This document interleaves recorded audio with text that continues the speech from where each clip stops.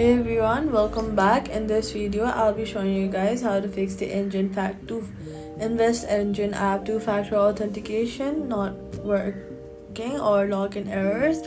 First, make sure that you are entering the correct verification code. These codes usually expire quickly, so you need to enter them as soon as you receive them. If you're not receiving the code, head over to your Gmail app and then click on the three-line option in the top left corner and check your spam or trash folders because code might be filtered there sometimes if the code was sent by email. You can also tap Resend code to reset a new verification code if the first one does not appear. Then make sure that your phone has strong signal if you are receiving the code through SMS.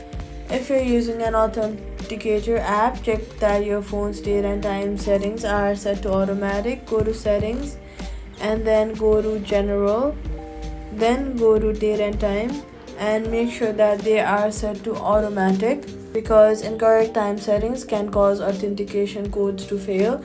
Now if the problem continues, try logging out of the app and log back in or restarting a device. That's how you fix the InvestEngine two-factor authentication login errors. If you found this helpful, do not forget to like, subscribe and hit the notification bell for more helpful tutorials.